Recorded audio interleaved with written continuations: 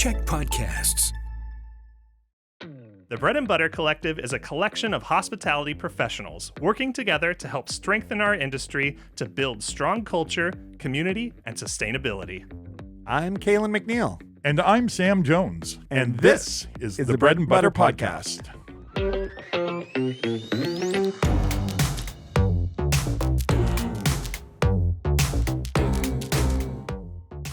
Welcome to the Bread and Butter Podcast. How are you, Sam? I'm doing great. You know, being able to switch it on like that so quickly. What are you switching on? Evidently personality? my microphone and my personality. Oh, You know, you don't need to switch that on. Like It's always on. 5 seconds before this, I was asleep.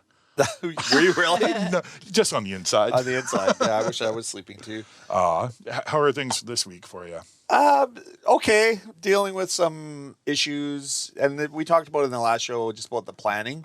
Like, as soon as I see something, I can't unsee it, and now it's showing up everywhere where we're just having stuff, like it's fallout of not planning properly, right? And not setting proper systems, and then adding more new stuff to the old stuff, and we're just cracking at the seams, it feels like. But it's just our attempt to get back to the basics of what we're doing, the promise of delivering good food and making sure that right now it's equipment is working in the stores so their team can actually produce the product we're asking them to produce.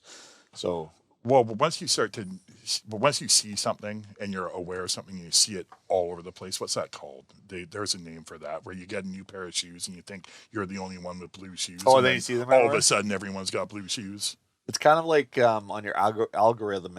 If somebody mentions like Mexico, all of a sudden all these Mexico trips come. Your life algorithm right now is focused on looking back and figuring out your processes. Yeah. So hopefully it doesn't kill you, makes you stronger or something. Yeah. And speaking of stronger, this is the segue. We've got a guest on today who's amazing. She's been in the food industry for years. I've known Mara for, 23 years, 24 years in that range. Yeah. Welcome to the show, Mara Jernigan. Thank you. I'm delighted to be here. Yeah. So let's start as we always do with our guests. Like, who are you? What have you done? And then get the conversation. Where are you coming going. from? Where are you coming from? Where are you It's going? funny as you say food industry, because I feel like I've spent my whole life on the fringe of the food industry. I left school early. I quit school at 15. Oh, I 14 love or that. 15. Me too. And my That's first great. job in a restaurant, because what else are you going to do, was making salads in a restaurant. I spent my 14th birthday saving up for the Peter Frampton concert. Oh, hilarious. So Was that your that old, priority I'm at the really time? dating myself now. Was that the priority at the time? Well, Like, what made you quit I lived school? in Nanaimo. I kind of grew up in the, suburban wasteland of the 70s. I was born in Ontario. Yeah. But it was a very kind of safe, comfortable suburb in Brampton. In those days, it was brand new. Yeah. And real bedroom community. And so I kind of grew up like a little good girl, and then my family moved to Nanaimo when I was 9. Oh, and it was a bit of a age-old culture shock. story. Nanaimo destroys another Yeah. family. Yeah. Oh, sorry for the Nanaimo listeners. Sorry, Nanaimo. Nanaimo's fantastic. I mean, I love Vancouver Island, and it's all part of a journey. But it part of, I think, the way we grow up is the culture that we grow up in, and somehow growing up in the 70s and then moving to Nanaimo, I felt something was missing culturally. But I was also a rebel. So left school early, went to hairdressing school, the beauty school dropout, went to the Nanaimo School of Hairdressing, did that for a while. And then ended up working in the Nanaimo Hospital, which was really great money, union job in the kitchen, just putting teapots on trays. My mom was a nurse, so she kind of helped me get my foot in the door. But then there was a year of a great layoff in British Columbia. Maybe it was 88. And so I lost a job with 2 years seniority. And I moved to Ontario for the summer and worked as a domestic for the Eaton family, who had cottages in northern Ontario, around Georgian Bay. And my father had been their private pilot for 16 years. So I had kind of ties to the Eaton family for years. Yeah. But I mean, I was a kid with really not much experience. So I was working with a butler and a nanny and a cook, and my partner at the time was doing the landscaping on this island. and guests would fly in and out on the weekend. And it was my 19th birthday, and it was also the birthday of the Eaton matriarch, and they flew her up for her birthday and had a big party for her. And they also flew up her favorite cook, who was basically retired, an old German woman. And so that weekend, that week we were busy preparing everything. So I was doing laundry, helping the nanny with the kids, cleaning cabins, cleaning toilets, making beds, etc. And I was watching this cook, and one day I was sitting on the back stairs shucking peas with her out of the garden, and I started to ask her about being a cook. And I said, is it a good job? She said, be a cook. You'll always have a roof over your head and food in your stomach, and you can travel anywhere. That was my 19th birthday, and that weekend I decided to become a cook. And you took that to heart. Yeah. I took it to your journey has been exactly that. Yeah, because as a domestic, people would come into the kitchen and say, oh, the food was, not that I was looking for praise, but it was a job that showed a lot of appreciation. Yeah. You get immediate gratification. Yeah. Right? Nobody came and said how clean their toilet was. Yeah. So after that, I enrolled in George Brown College, and that was, it was way before 88. It was 1983. In 83, I turned 20. Wow. So by the time I was 20, I was in George Brown College, a Canada Manpower student. You could get the government loans and to go to cooking school. And in those days, it was all old European instructors. And they said, well, if you're serious about food, you have to go to Europe.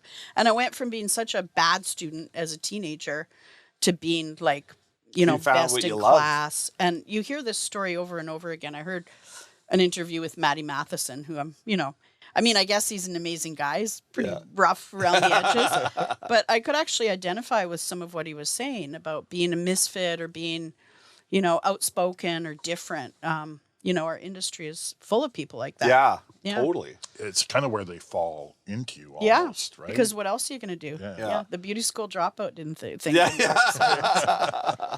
But so then I moved to Toronto, and that was an exciting time. And I worked, for Mark McEwen at Pronto, and the industry was very male dominated at that time.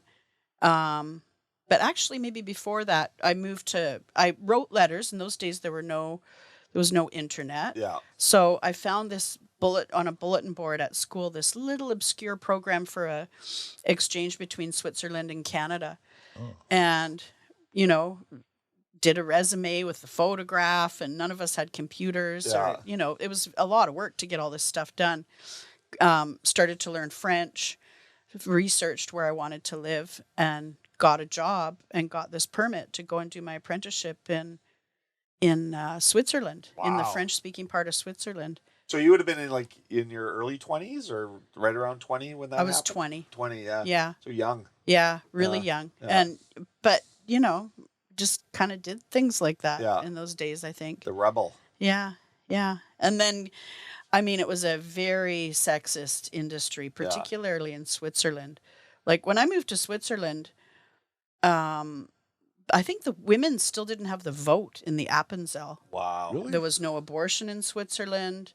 Wow. It was So far back. Yeah. Yeah. Well, it wasn't that far back. No, though, but actually. in as far as the evolution and progress. You Yeah. get a Goes. mentality kind of. Yeah. Yeah. Like the good part of the world was already Yeah. on about voting and and Is to that what be a neutrality woman- will do? Make you neutered and not be progressive? What's that? Is that what neutrality will do for you? Yeah. Yeah. Well, tradition. Europe was pretty traditional in Yeah. those days. And the kitchen has been traditional for years. It's only just changing in the last 10 years or so. But I remember applying to one hotel, a very good hotel in Geneva, and getting a response on hotel letterhead saying, "Malheureusement, mademoiselle, on ne prend pas les femmes dans la cuisine." I'm sorry, mademoiselle, we don't take women in the kitchen. in the kitchen. So I should have kept that letter. Oh, that's how you can frame that. Yeah, That's yeah. incredible. Yeah. But bad in so many ways, but you think about where we are today in the industry, somebody with a heartbeat, if you could train literally anybody Yeah. to do a function, you'd hire them, Yeah. which is a shame, Yeah. you know? Yeah. And even when you talk about government loans, like there's a lot of old ideas or ideas that were done in the old days that Yeah. need to be brought back Yeah. in order to. Yeah. Not- Actually, it wasn't even a loan. I didn't have to pay it back, but It's a grant. it was a grant Yeah. to send somebody to cooking school. That's not very expensive. No, well, the, Like the that little economic investment. output, Yeah, is, for the it outcomes. pays. Yeah. And actually, Dividends. at that time when I went to cooking school in Toronto, we also lived in a city home. Yeah. And that was government built. It was Yeah, a social brand housing, new social housing building. And I was just listening to the news the other day, and because I thought, well, I lived in social housing. Yeah, I did too when I was young. And having that break with, and also having a grant to go to school, I Yeah. still needed to work at night as a waitress. Yeah. But it was just the leg up that young people needed. And, you know, you could go and shop at the St. Lawrence Market or in Kensington or whatever. It was really cheap. And but apparently it was in the early 90s that the funding towards subsidized housing. We were the leaders in the world in subsidized housing. Oh, in God. like from post World War II. The world. We were the beacon of how to do social housing. And in the 80s, when the interest rates, they got out of it. They sold it all, Yeah. right? And basically, we've been screwed ever since. Yeah. And we need to get back to that model, Yeah. the model that worked. And yeah, so that's very timely as far as where we are today. But that also touches on the food insecurity we have as well, because it's all connected.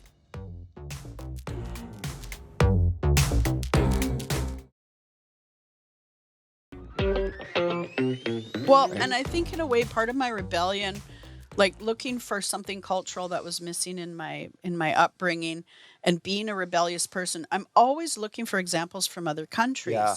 I mean, Vienna is like 60% subsidized housing, or government built housing, and you have like university professors and doctors living in socialized housing. There's no stigma attached Yeah, to exactly. Nor should there be. But we can't take our homes with us. yeah, I mean, we exactly. can leave them to our kids or sell them or whatever. But I mean, I think all my life I've been looking for examples of how to do things better. Yeah. And I mean, there's so many. I've been part of celebrating what's really great about Canada and Vancouver Island in particular over the years. But I am concerned. Yeah.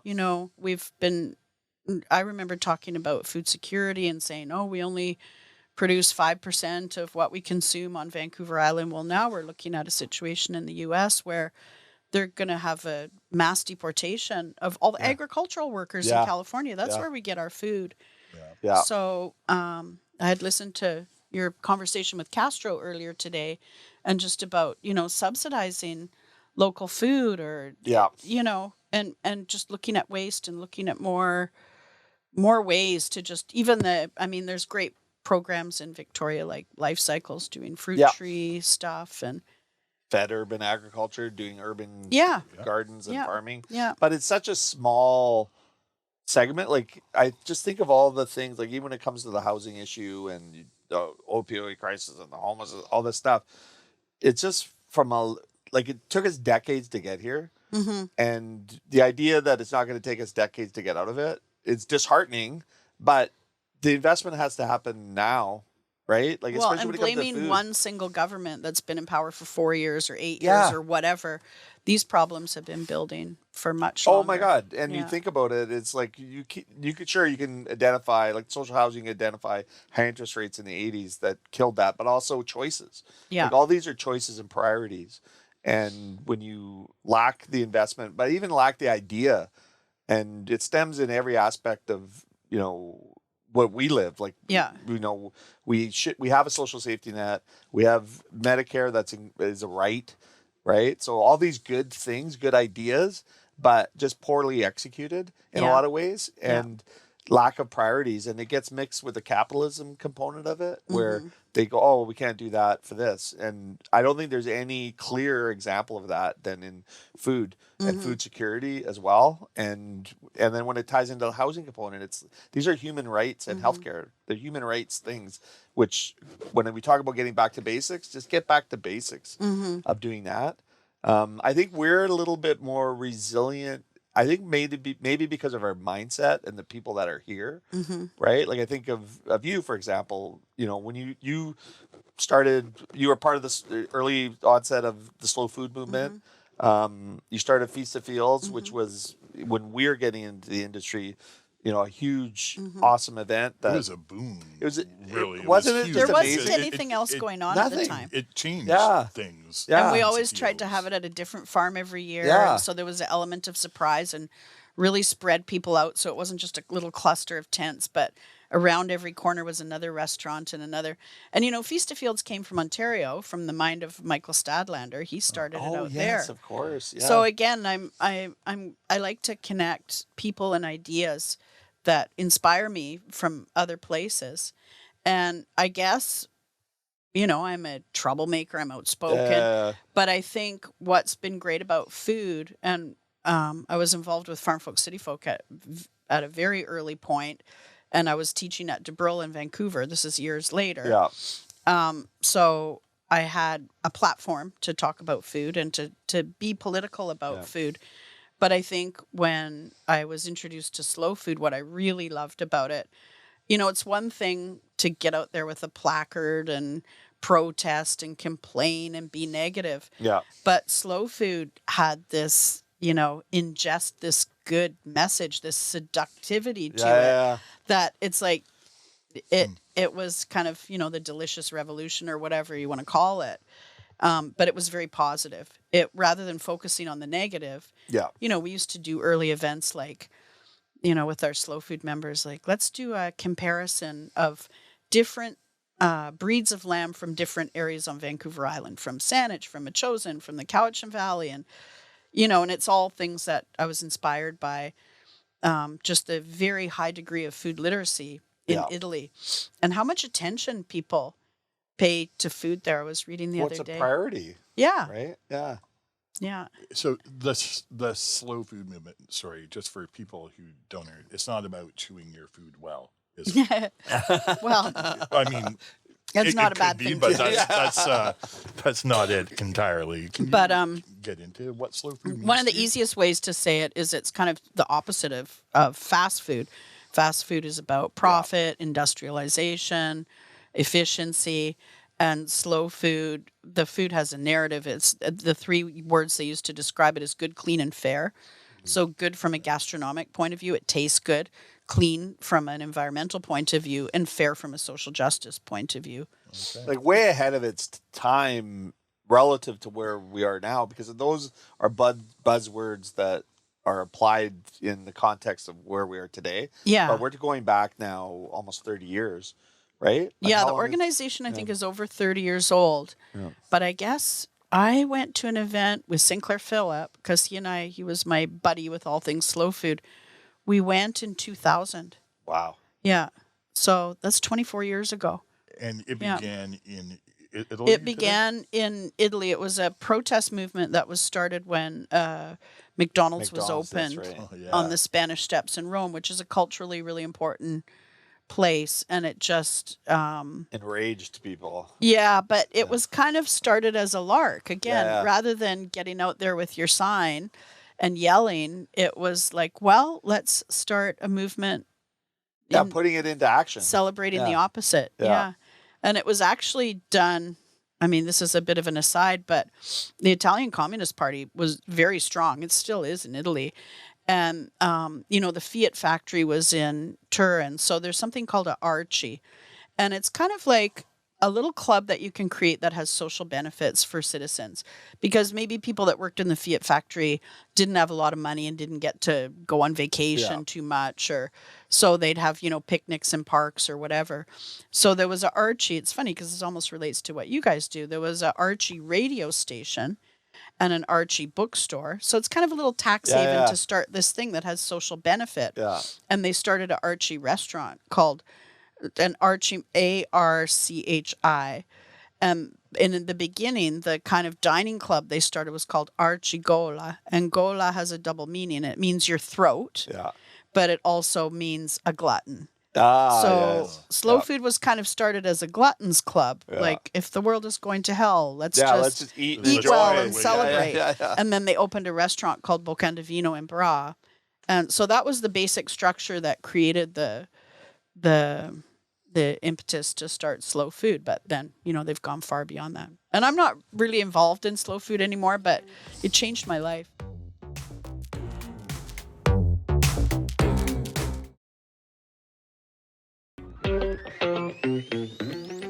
Well, I think the impression it left on me, and I know, Joe and Peter from the restaurant experience and us being involved in that. And I remember you being around, in that time too.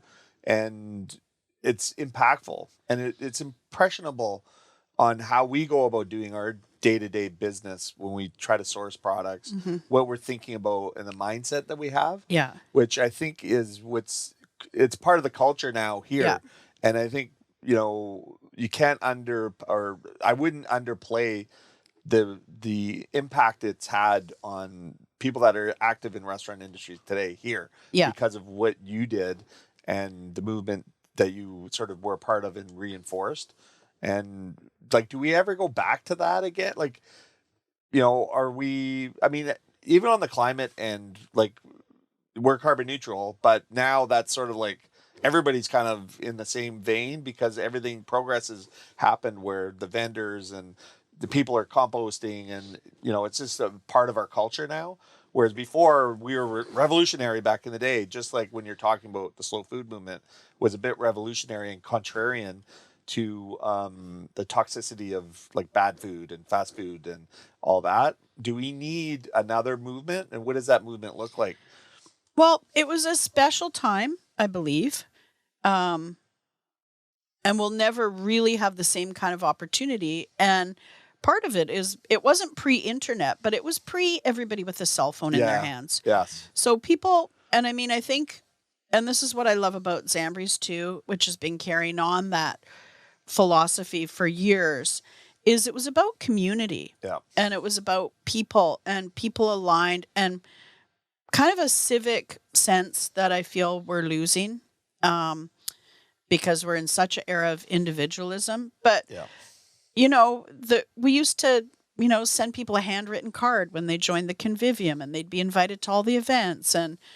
And we just, it was farmers and fishermen and chefs and then slow food started Terra Madre and we took people.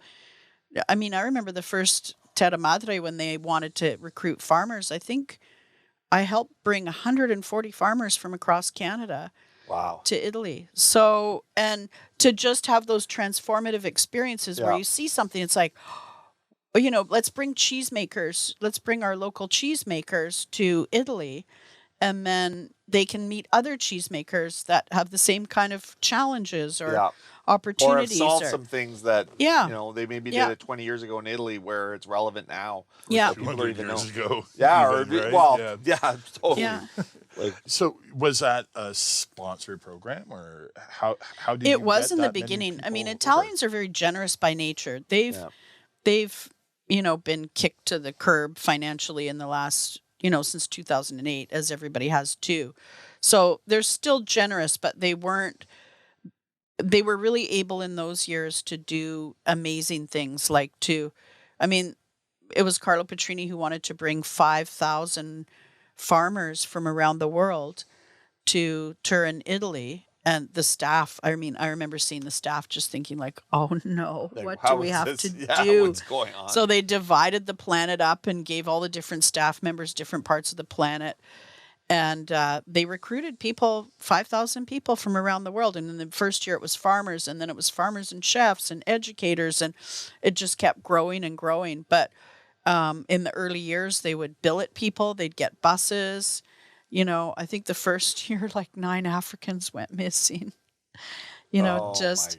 Yeah. It was like the United. But what a monumental undertaking. It was unbelievable. And I've it was never even heard of this. life-changing for everybody who went. Exactly. And then the communities, they brought all those ideas and that information Back and to that their own. inspiration back to their home. Yeah. So, It's like generationally it was changes. just a period of connection and community that I don't know if we'd ever be able to do it now. There's lots of great things about cell phones and the internet, and we can stay connected with people. And it's one of the ways that I stay connected with people in Europe that I'm still really close to.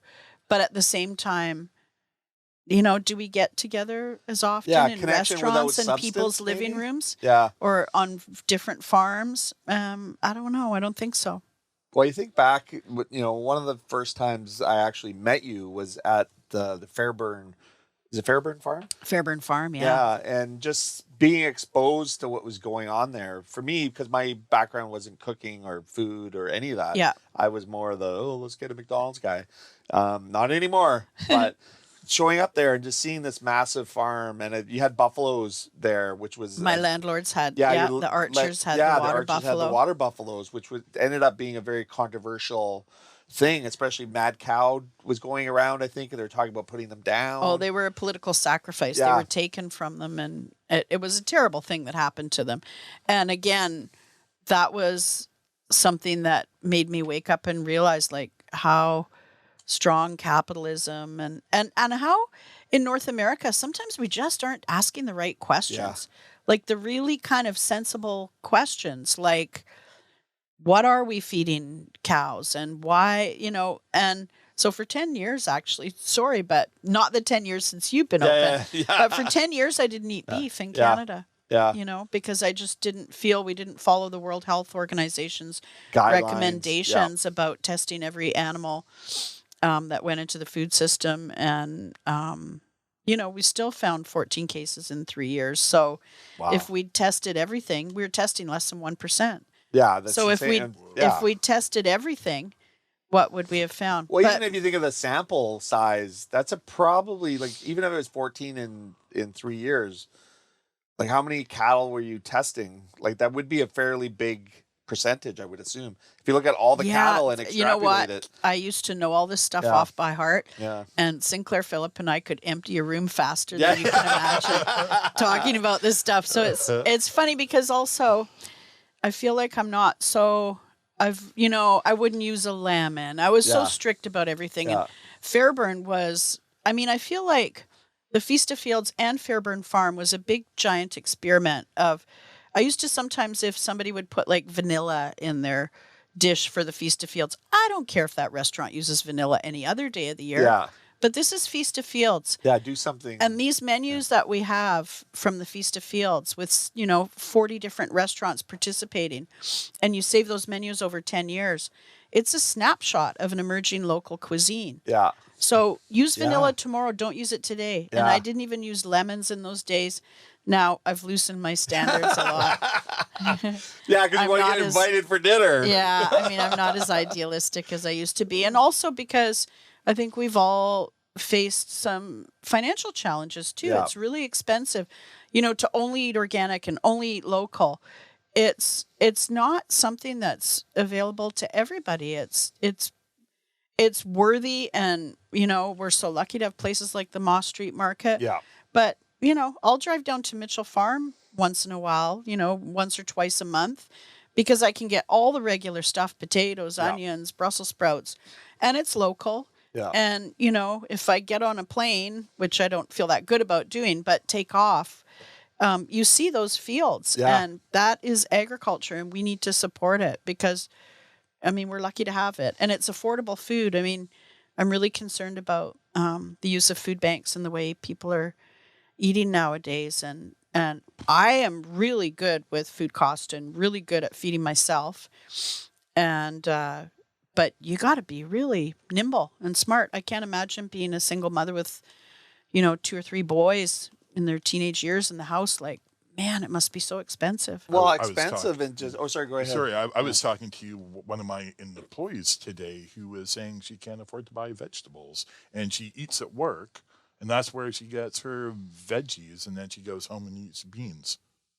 Wow. And it's not for lack of a paycheck. It's how that's being divided. Yeah. I'm like, well, you can always go around the grocery store, like the outside aisles of the grocery store, and get all the good food there, and it's a little cheaper. Don't go in amongst the grocery store. In to the more aisles. processed. But what would you say to someone like that who feels like they can't even feed themselves healthy food at home?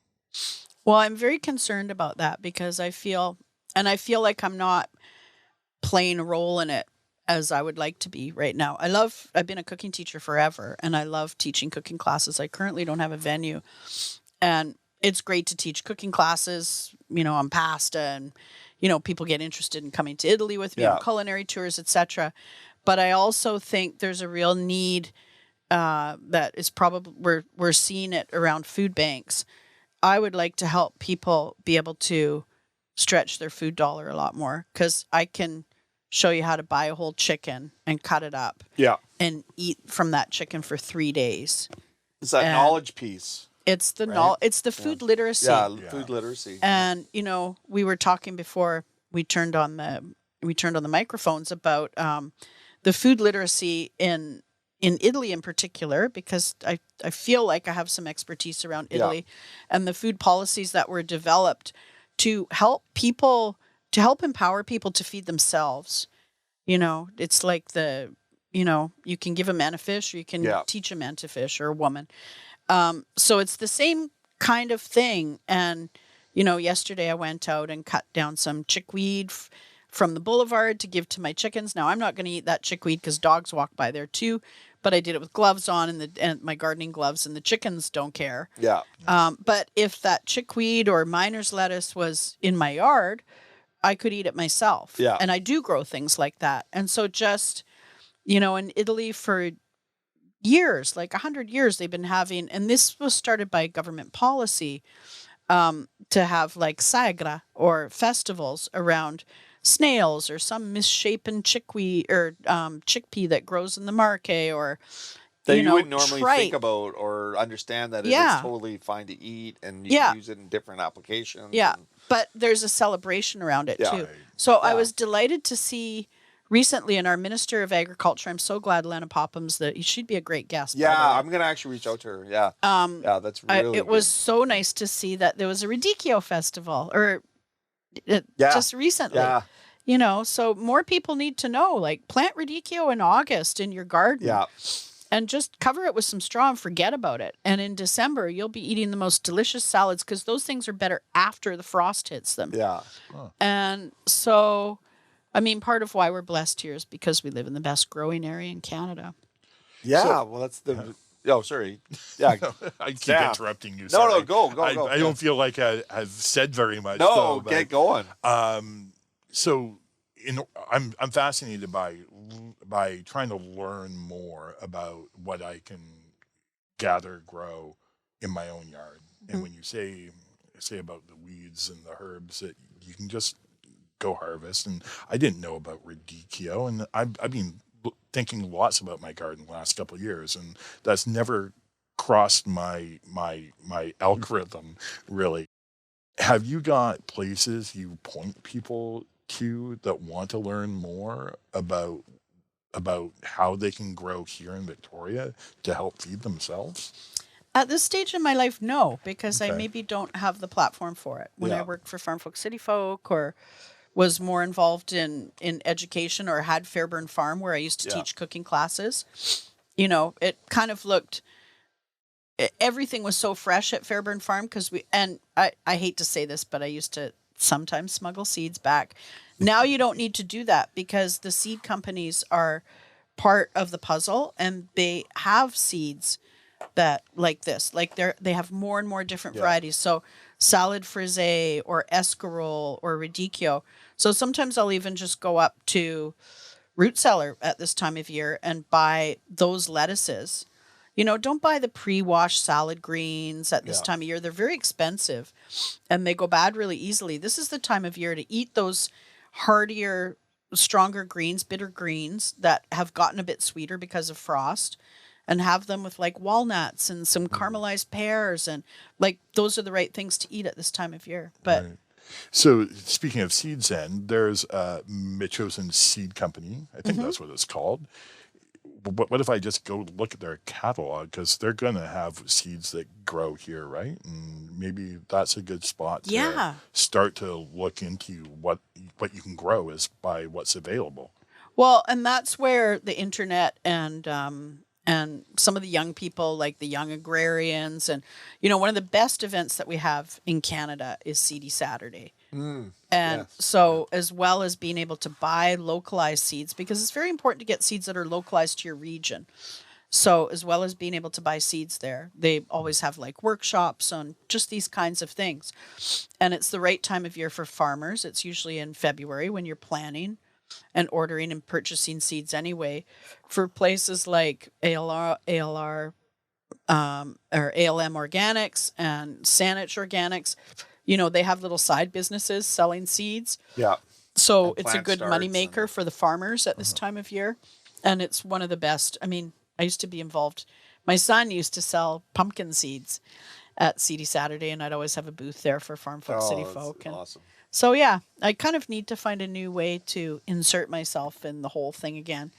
Well, I think there's a gap. It's that there's a lot of people with a tremendous amount of knowledge locally, and it's just kind of recreating platforms that are easy to access.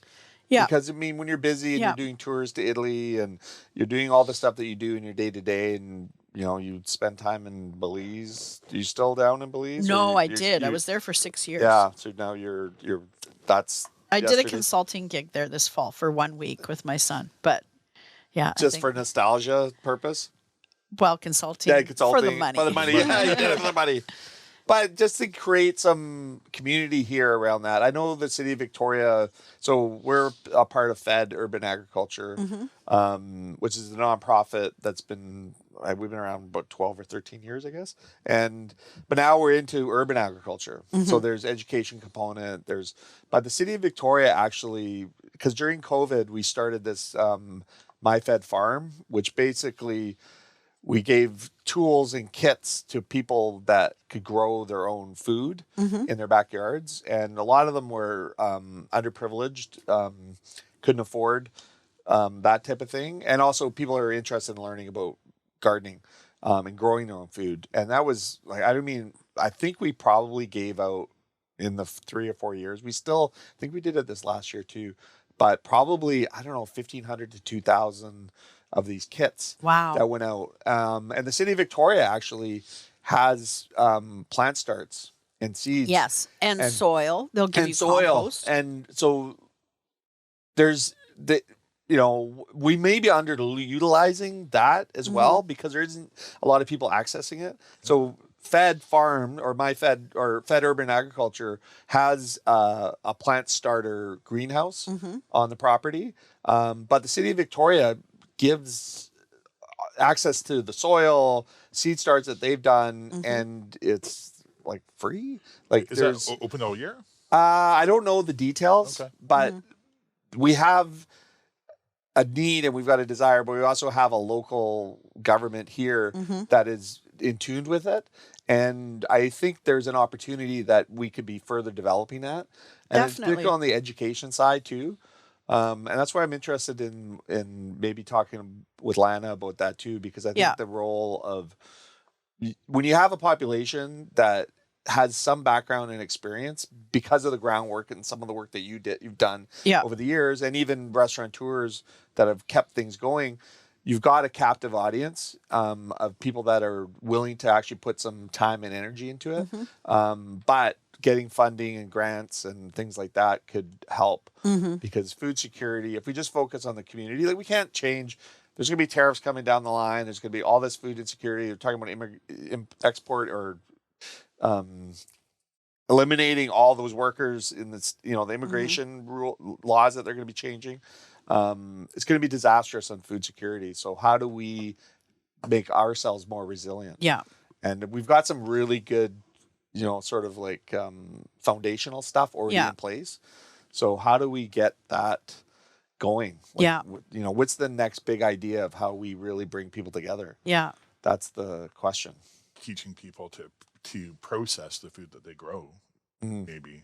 Well, we got to support local canning farmers, and I think that's the other thing. And even Saanich a few years ago was talking about doing like a community kitchen, which would be actually at and basically having farmers access it, and you basically give time away for them to process their food. We've got we do have food hubs. Food hubs. Yeah. So that's something that's really, and we're involved with it with like some of the food that we produce at Fed Urban goes there as well. Yeah.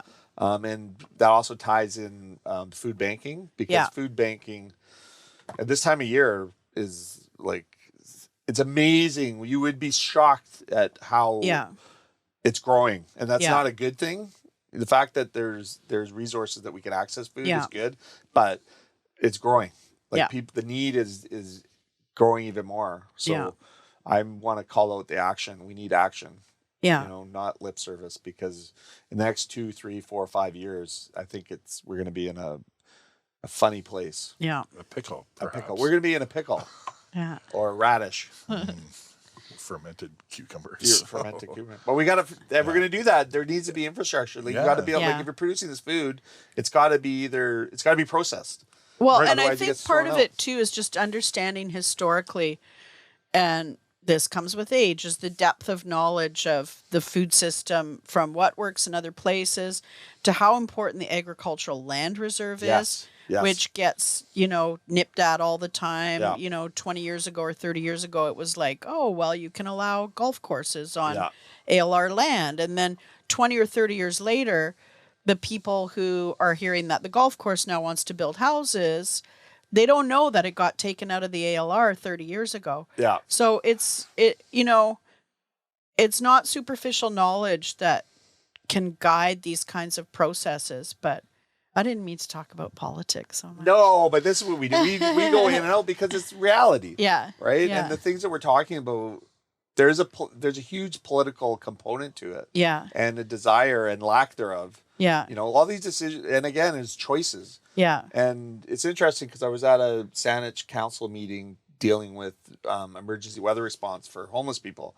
And before that issue came up, there was an ALR, someone from the province talking about the ALR and the stuff, exactly the stuff that you're talking about. And one of the city councilors, Natalie Chambers. Chambers. Yeah. That's right. Yeah. She has like a massive farm that she's taken out of the outlet. She put it into a land reserve, I believe, which is a way to be able to do what you want to do without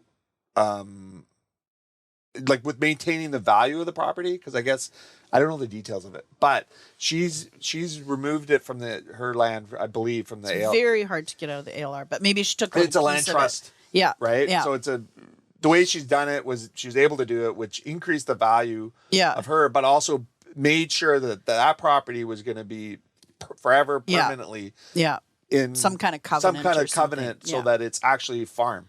Because these, like you talked about, it's like this whittling away of the community as it expands. Yeah. Let's just take this out of the ALR and let's just take that out of the ALR. Oh, let's allow a golf course, which then and I know that the Cordova Bay Golf Course was looking to give away the golf course to allow condominiums to go around there. Yeah. And that was kibosh, I believe. Yeah. But, you just keep tapping at the door of these developers. And, I mean, that was probably, that was old information. And I know the people that own the Cordova Bay Golf Course are amazing ambassadors to the community and do a ton of stuff. So, but who's stopping unscrupulous I'm developers? thinking more of it like, I think it was under the Van der Zalm government, but like in Souk, there was a golf course that went in to agricultural land. Yeah. And then, so it's more kind of in the agricultural areas, but stuff sneaks out. Yeah. I know in Metchosin, when Canada said you could grow weed and you could get basically a farmer's license to grow commercially, they said not in Metchosin because they didn't want a greenhouse to go on ALR land because first thing you have to do with the greenhouse is put down a concrete slab. Yeah. And it ruins the soil. removes removes it. Yeah, it's just gone then. And you need a lot of electricity to grow. Yeah. Whereas you've got the sun. Yeah.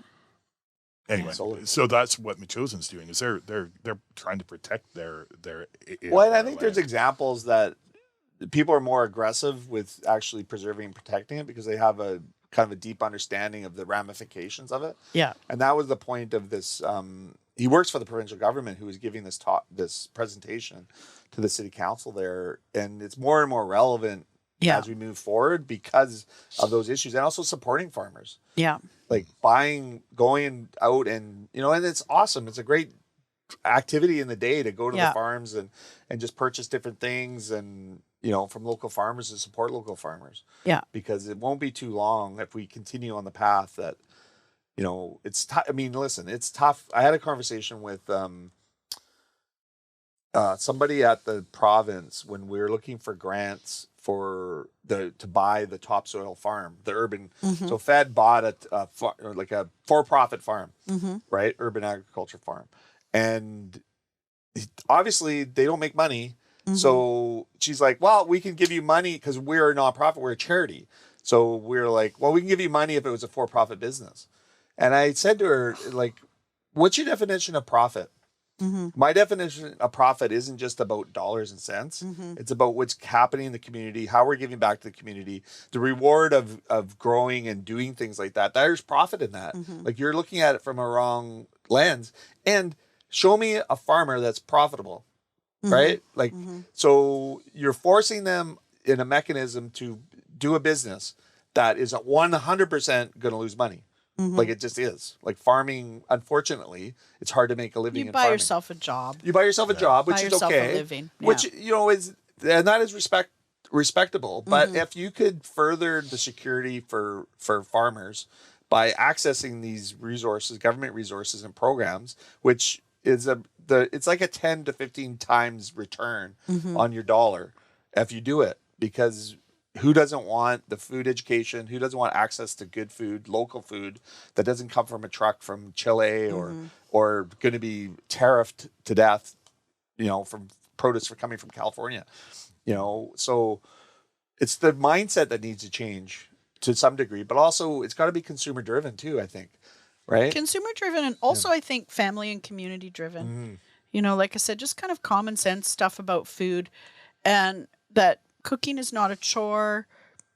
I mean, I've been cooking. I was thinking about it because you were asking about kind of my trajectory and in food. And, I've been cooking for almost 50 years. Wow. Wow. And for somebody who didn't have a formal education, I've learned 3 languages. Yeah. Oh, and you've traveled the world. Yeah. I've met so many amazing people. And so, again, like you said, it's not quantifying things is not. Sustainability isn't all about the money. Yeah. It's about being enriched in other ways by what you do and loving it. And I mean, my son's a chef too, and he lives in Montreal, and we all know it's a hard time in this industry. And if I had a 19-year-old today that said, I want to start cooking, I'd probably say, stay in school. Yeah. But at the same time, what a life it's given me. I mean, I've been able to live in Belize and Austria and different parts of Canada, and meet so many incredible people and have so many, like that German cook that told me on my 19th birthday, you'll always have a roof over your head and food in your stomach, and you can travel anywhere you want in the world. So there's a simple piece to it too. And I mean, it's funny that I don't know you guys as well. I know your son, and I know Peter and Joe very well, but you're kind of the other side of Zambres, the business guy. But Zambres, to me, it's a beloved place. Yeah. And, if I'm sitting at the bar by myself, I don't feel lonely if your son is working, because he's such a great you're never by yourself with Peter there. Yeah. And, Peter Zambri is a dear friend of mine. I was just with him in Italy, and I love Joe. But I'm so proud of you guys, because that culture of hospitality, I mean, let's face it, Peter and Joe are not there very much anymore. But you know what? For anybody who says like, oh, they're never there, you know what? They shouldn't have to be there. Right, after so much and time. The culture of hospitality is so ingrained, and it's such a part of the community. Like, it's really special. And when I thought about moving back to Canada after Belize, like, one of the things I missed was Zambres. Yeah. You know? And I mean, I should be rooting more for other restaurants, but honestly, COVID was hard on all of us in the business. And I have to eat more at home now. Yeah. To stretch my food dollar. But I think that, I mean, thank you. It's very nice to hear. And again, when you talk about profit and why we're doing what we're doing, you just described it, because that's where the profit is. I mean, we make a little bit of money. We turn dollars over. We change dollars like this, which keeps us going. Yeah. But the reward is is just the legacy. Obviously, we just had 25-year anniversary, but to know that the culture, that's one of the things that I'm most proud about. And even when I think about Joe Zambri, like, a lot of that is ingrained in the being of our business because of Joe's steadfast stubbornness. And I used to, and even Pete, like the artistry and the passion in the kitchen and not worrying about the food cost component. Like I think of all the arguments we've had over the years, and none of them matter anymore because we're past that point. But I'm really glad I didn't win, because the capitalist person, the business end of it, there's a balance there. You need to make money, and that's very important in the industry. But I get way more profit. Like if we'd made changes, it would have been a mistake. If if you're listening to me say, hey, why don't we do this or why don't we do that?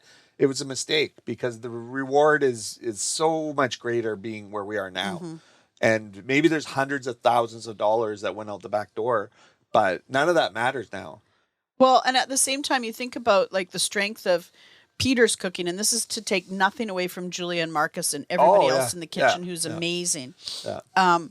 But I remember way back in the days when you were with London Drugs there, you had all those nice fresh vegetables. Peter was serving vegetable-driven cuisine before anybody was even talking about it. Yeah. And you can give Peter like 4 bunches of beet greens and he'll boil them for, 5 minutes. Yeah, he'll make 3 things out of it. And then it's the philosophy is there to look after food cost in kind of that natural way that Italians know how to do, to just celebrate the simplicity of good, clean ingredients, which are really good for you anyway. Yeah. But I also love to see, now I'm just talking about you guys, but it's true. I love to see what you're doing with Southfire too, because that's not only here. It's a fact. A lot of chefs have a really big ego and they're cooking for themselves. Yeah. And Zambri's has never been about that. Yeah. Peter is one of the most generous cooks I know. Yeah. And, they allow others the opportunity to shine. Yeah. So Julia is his executive chef, and she's a woman, and she's worked there for years, and she's fantastic. She came to Italy with me on my culinary tour last year. Awesome. And we traveled in Sardinia together afterwards. And now it's the same thing for Marcus. Like Matthias. Yeah. Matthias is part Argentinian or fully Fully Argentinian. So they're giving him his opportunity to shine there too. Yeah. And that's what people want. But if you cook with generosity because hospitality's in your DNA and you love people, and that's why for me, after all these years, I still love to cook. Yeah. And I miss it a bit. I never thought I'd be alone. My son's coming this year for Christmas. I'm so happy. I haven't been with him for 8 years at Christmas time. Wow. Congratulations. That's awesome. Yeah. But, restaurants need to pay attention because we're in this era now where more people are alone. Yeah. And you should be able to walk into a restaurant, sit at a bar, and have somebody talk to you and feel welcome, because that's what we're missing. We're missing that community talking about the early days of slow food and everything. Yeah. It's what we all need. And we're not going to get it sitting at home or, or even being protectionist around it. And I think that point about the openness to share and the willingness to try something different, and even with the Southfire component of it, it really reminds me, like Matthias and his wife Emily, who's also a vegan chef, but is now our GM, and she's a sommelier. Great wine knowledge, Yeah, and she's really, and you just think about, it reminded me a lot of our team back when we started. Yeah. And Matthias has that flair, like Peter had the flair, the passion, and and Emily still, like, they're both super stubborn, which is exactly like Peter and Joe. So it's almost like a full circle moment. Mm-hmm. So it isn't about the protectionism of what Zambri's is, Italian, blah, blah, blah. It's about food and about the purity of the hospitality component, but of the ingredients and that mindset about you're breaking bread, and food is really about community. Primarily, you get lost in the sustenance component of it, and the nutrition. Like, obviously, all those things are very important with food.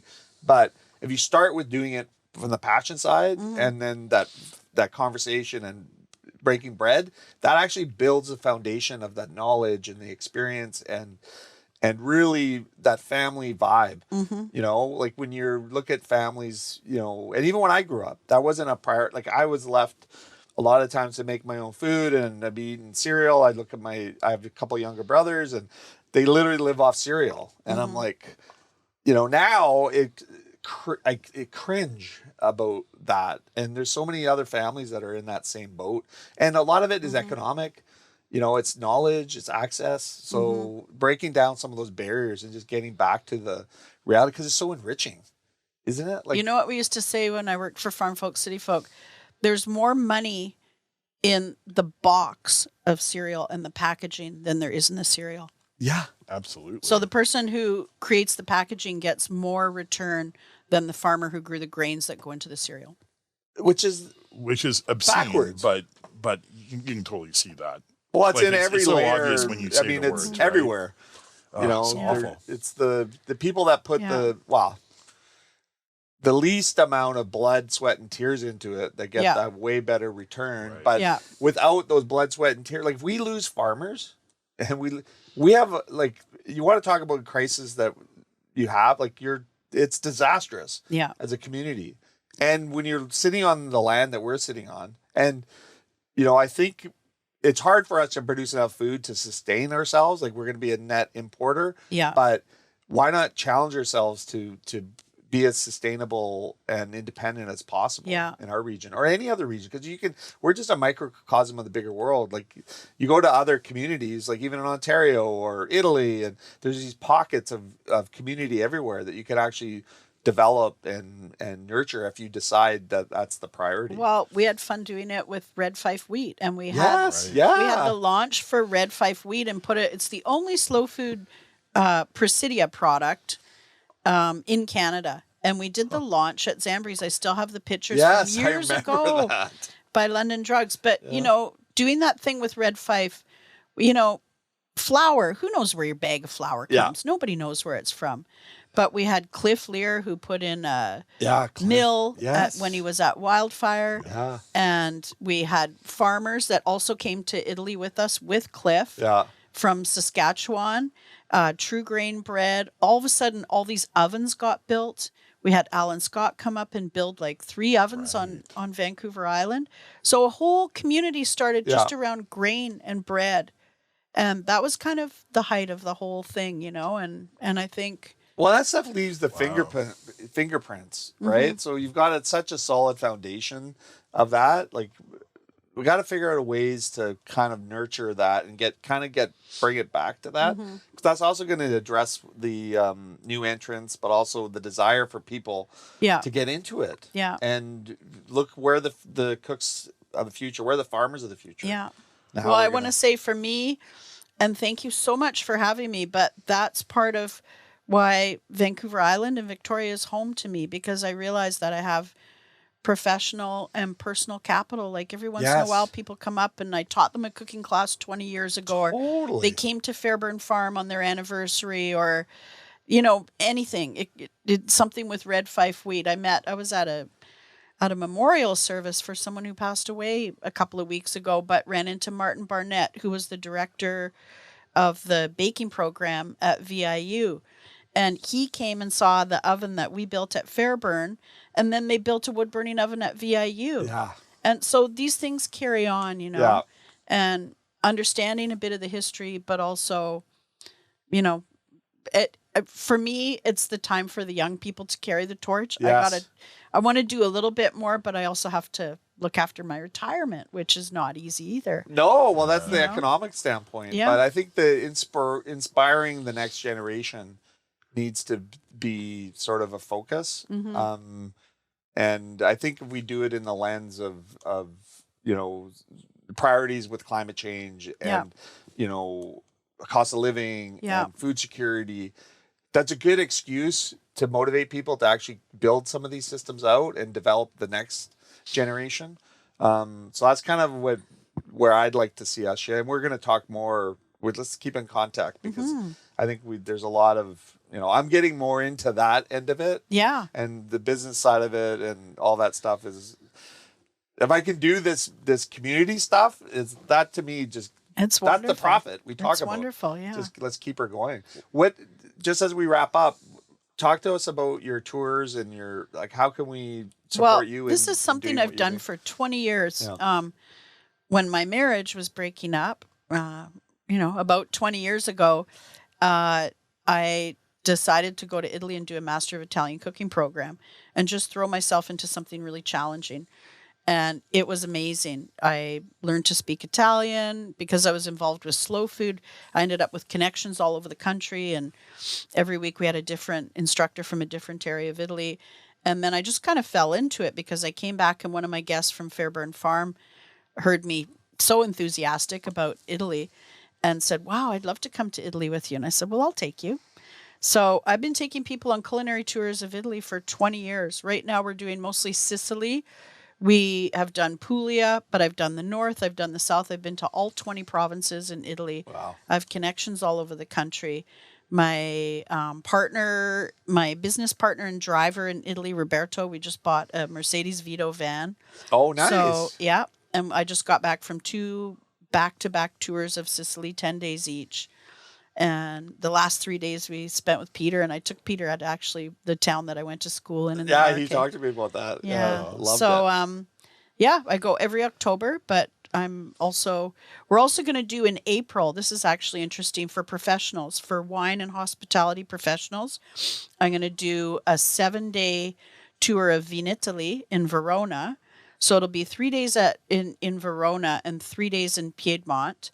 But 7 days altogether, and we're going to do a wine tour. So if there's any like young waiters, waitresses, sommeliers. Well, it's a great way to promote and sponsor, and develop new talent. Yeah. Right? Yeah. Yeah. What a great. Yeah. I mean, because we sent Jamie and Julia on, I think we've done a couple trips to Italy to get that knowledge. And when they bring back just amazing ideas and perspectives. And they went to my friend's Enoteca there too. Yes. Okay. So, Roberto lives right in Bra, the town of slow food. And I know so many people in that area and have really good connections. So that's going to be coming in April. I'll be putting it on my Instagram. Excellent. So how do people access it if they're listening?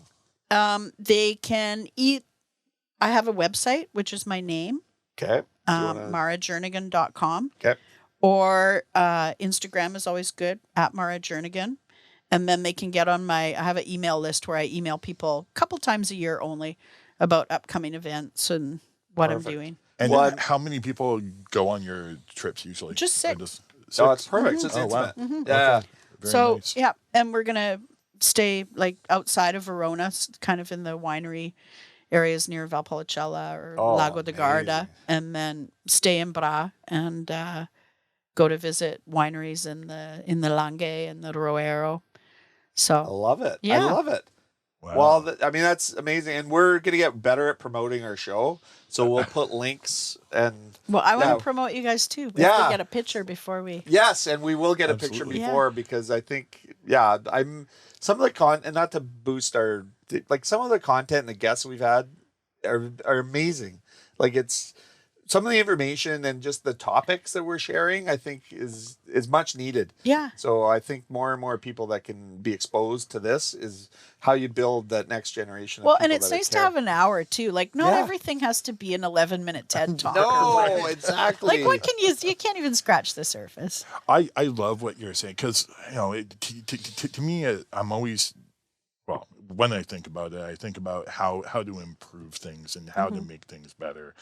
And education is one way to do it, but not everyone is educated in the same way. So when you're talking about how say in Italy they celebrate their food, even the small things like a misshapen chickpea as a celebration, I just love that because it's such a positive way to teach, as it's the carrot not the stick approach to change. And it's so easy to think about, well, we just have to change the rules and do this and that doesn't feel like it really does the change that we need. But I'm screaming about emergencies and that when you're like, the more compelling argument is just how much it enriches your life. Right. And to celebrate food is how that. we love one another. Yeah. Yeah. Oh my God. And the passion you can get from celebrating something and making that a tradition. And tradition breeds change. It just does. Lots Yeah. of how you Right. cement culture. Absolutely. And our culture does need to change because we do need to feed ourselves, and we need to feed ourselves well. Yeah. And we can do that in Canada. We have lots of access, lots of land. The right people. I keep thinking that Vancouver Island can be self-sufficient, Mm-hmm. and I keep being told it can't be. What's your opinion on that in terms of food? We need the train back. Yes. Yeah, exactly. We need it back for tourism, Yeah. but we also need it back for infrastructure. Yeah, distribution. And it would take a real whole systems approach. Could Vancouver Island be sustainable? There's a lot we've undone. There's little things like, even when I buy feed for my chicken, I always go up to, I'm usually in the Cowichan once every month or so anyway, but I go to Top Shelf Feeds because they're milling the feed right there. Yeah, amazing. And it's right by where the train tracks are, but of course they're not getting their grains in by the train anymore. So if you can trace back 3 steps and it's from Vancouver Island, it's something good. Yeah. If you're looking at something where the box and the packaging costs more than the product, there's a great I'm trying to remember the name, Campesino something. There's a great Instagram account that just shows, it's run by Mexican migrant workers or El Salvadorian in California. And it just, we all know those Driscoll berries, those strawberries that everybody buys where the soil is fumigated with methylbromine that stays in the soil for 100 years. But it shows them picking all these, and they're so fast, and they're so, but like, that's not right. It's just not. People are just working like slaves. Yeah. To, Making pennies while others make dollars. In big box stores. And it does feel like a kind of slavery.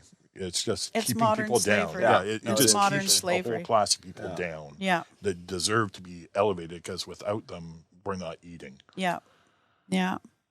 But we have to stay positive. And Yeah, let's stay positive. Sorry, Yeah. celebrate, Yeah, right? way to Celebrate. go, Sam. Bring in the cold water on it. No, it's not Sam. no. It's not Sam. It I've is been Sam. more political It is. today than I've been in a long time. I like it. It's Yeah. spicy. We like Yeah. the spice. Ooh, yes. Well, thanks, Mara. Thank you so much. It's Thank you. lovely to reconnect with you, and let's keep that going. And we're going to have you back on, because this conversation, we could probably go for 2 or 3 hours. I really love getting to know you better, and Yeah, I can't me wait too. to get to know Me you a little too. bit more. Thank for you. sure. Thank you both. It was Awesome. wonderful. Thank you so much. Thank you. Such Sam, a wealth of information. Thank you. Thank Thank you. you for Calen. the coffee. Yeah, thank you for the You're coffee. His welcome. coffee is amazing. Calen, thank you for doing all this, making it all happen. You're a champ. Sam, Thanks. I wouldn't want to do it with anybody else. Aw. Maybe Mara, but Well, other than that. no, I see how things are going here. You squeezing in? Do I need to- so when you go back to Italy?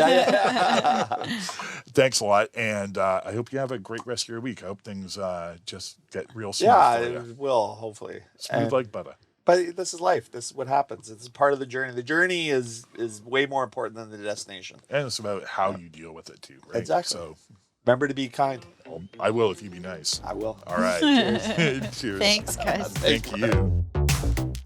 Bread and Butter Collective's membership includes the following local businesses: 2% Jazz, Bunny's Kitchen, Buzz Coffee House, Eagle-Ite, Big Wheel Burger, Blue Mountain Solutions, Bodega Tapas Wine Bar, Eva Schnitzel House, Farmsgate Foods and Catering, Victoria Chocolate and Company, Drum Roaster Coffee, Habit Coffee, Foo Asian Street Food, the Culinary Arts Program at Camosun, Cafe Fantastico, Fall Epi, Harold Street Brewworks, Hey Happy, House of Botang, Nikkei Ramen Ya, Jenny Marie's Cracker Company, La Pasta, La Rue Patisserie, Mocha House, Part and Parcel, Poco a Pinto Bar, Pizzeria Prima Strada, Keating Pizza, Roast, Table 9 Consulting, Sherwood Cafe and Bar, Sweets by Selena, The Collective Wine Bar and Kitchen, The Drake, Tapa Bar, The Nimble Bar Company, Ruth and Dean, The Whole Beast, The Wienery, Spoon's Diner, Truffles Inspired Catering, and Zambries.